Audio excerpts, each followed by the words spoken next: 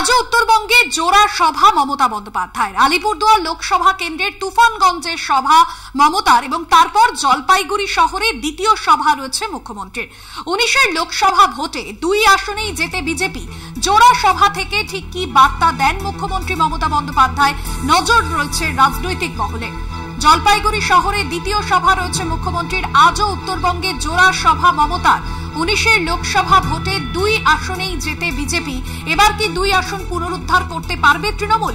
গতকাল আমরা দেখেছি যে উত্তরবঙ্গ দিয়ে যেরকম মুখ্যমন্ত্রী মমতা বন্দ্যোপাধ্যায় প্রথমে উত্তরবঙ্গ সফর, গতকাল যে হাই ভোল্টেজ বৃহস্পতিবার ছিল, যেখানে একদিকে উত্তরবঙ্গে প্রধানমন্ত্রী নরেন্দ্র মোদীর সভা, অন্যদিকে মুখ্যমন্ত্রী মমতা বন্দ্যোপাধ্যায়ের সভা, যেখানে শীতলকুচি সহ একাধিক বিষয় নিয়ে কেন্দ্রকে নিশানা করেছেন মুখ্যমন্ত্রী।